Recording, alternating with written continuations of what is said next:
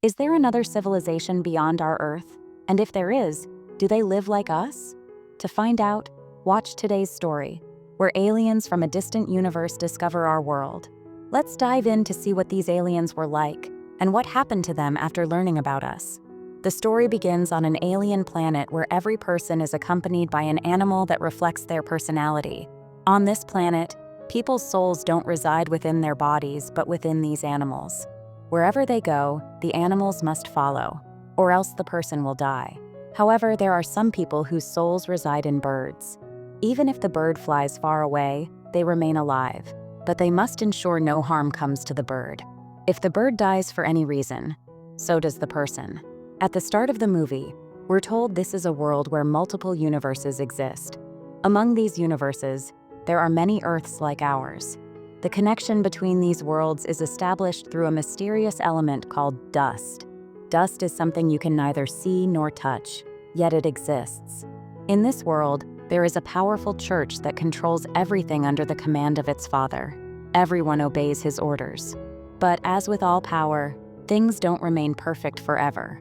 The father who had been in charge until now was a kind man who truly cared for the people of this world. He had invented a strange device called the alethiometer, a compass that could reveal truths about the past and the future. Slowly, with the help of this compass, the truths of this world began to unravel. But the church's magistrate did not want the ordinary people to know these truths. So they destroyed all the compasses, except one, which remains hidden to this day. However, not everyone can use the compass. In this world, only a girl named Lyra has the ability to operate it. Next, we are introduced to Lyra, an orphan girl raised by her uncle. One day, her uncle tells her that he is going on a mission to study dust.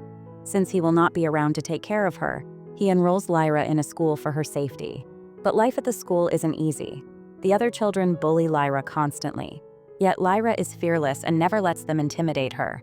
Over time, Lyra manages to adapt to school life and even makes a few good friends. One day, while playing, Lyra accidentally wanders into the school's massive conference room, where children are strictly forbidden. Hearing footsteps, she quickly hides inside a cupboard. Moments later, the school principal and a man from the church enter. They are discussing her uncle. The man mentions that her uncle was warned not to proceed with his research on dust. The magistrate doesn't want anyone to study dust or for the world to learn about it. However, the principal respects Lyra's uncle and refuses to align himself with the magistrate's schemes. After the principal leaves, the church's man devises a sinister plan to poison Lyra's uncle. He pours poison into her uncle's wine glass. From her hiding spot, Lyra sees everything. Shortly after, her uncle arrives. Lyra rushes out of the cupboard to warn him about the poison. Hearing people approaching, her uncle quickly hides Lyra back in the cupboard and acts normal, as if nothing is wrong. During the meeting, it is revealed that on the day the alethiometers were destroyed, all knowledge about dust was erased from this world. Now, even discussing dust is considered a crime. But Lyra's uncle refused to accept this theory. He was determined to uncover dust and reveal it to the world. In the meeting, he boldly presented his findings about dust. He claimed to have seen dust with his own eyes during his expedition to the north. By following dust, he believed he could reach other worlds. However, he needed significant funding for this. The magistrate bluntly refused to provide him with the funds. They scoffed. "Dust or no dust, it makes no difference. Why are you so intent on exposing this to the world?" Lyra's uncle responded firmly, "Through dust, I have discovered a world where people's souls reside within their bodies, not in any external entity like our demons." This revelation flipped the usual narrative, where humans from Earth sought other worlds. But in this story, it was they who had discovered Earth. After the conference ended and everyone left, Lyra's uncle scolded her for sneaking into the meeting. Lyra defended herself. "If I hadn't been there, you'd be dead by now."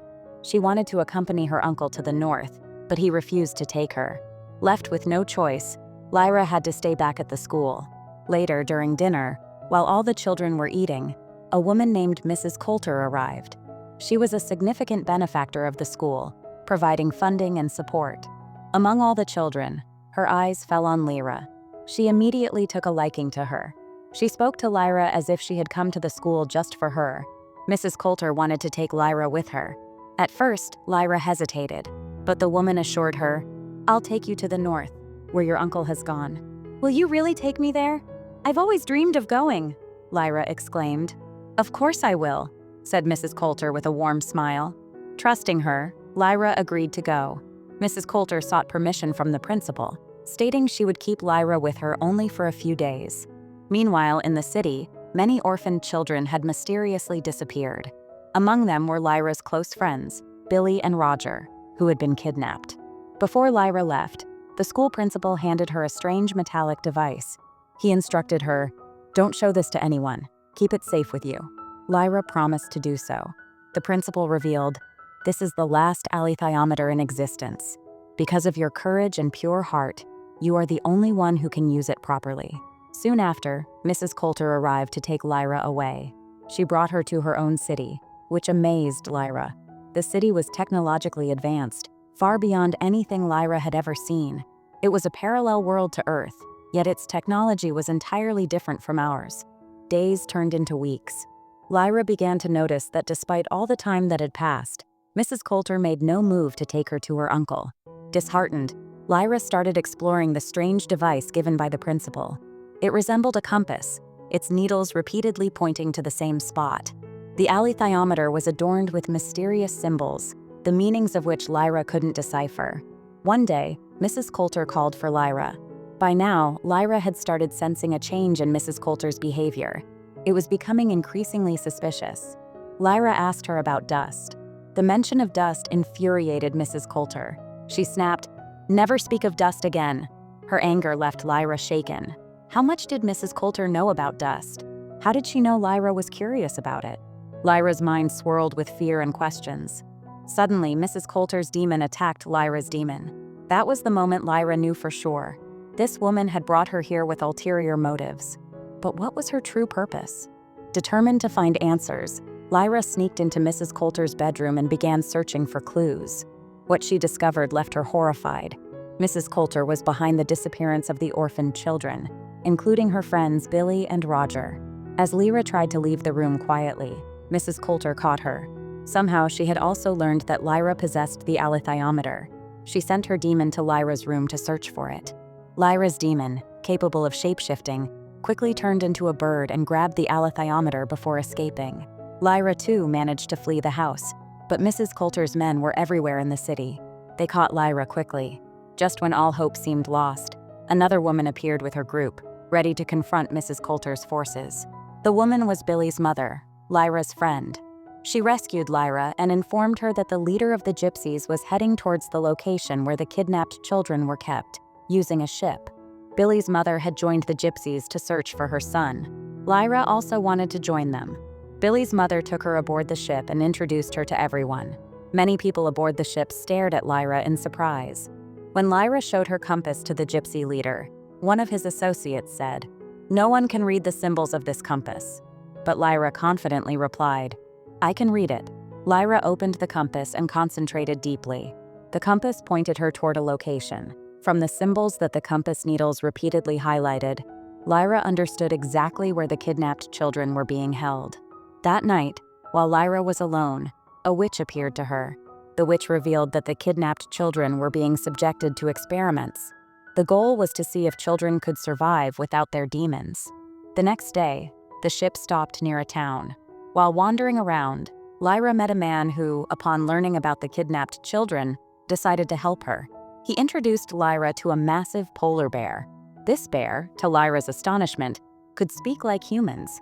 It was the first time Lyra had ever seen such a huge bear, and she was amazed. The bear explained that it wasn't just enormous. It once had a warrior's armor but had lost it. The bear initially refused to accompany Lyra on her mission. Lyra then said, "With my compass, I can find out where your armor is." As promised, Lyra used her compass to locate the armor. The bear retrieved it immediately, becoming even more powerful. Gratified by Lyra's help, the bear agreed to join her journey. Together, they traveled long and far until they finally reached the place where the kidnapped children were being held. They discovered that all of this was orchestrated by the father of the church.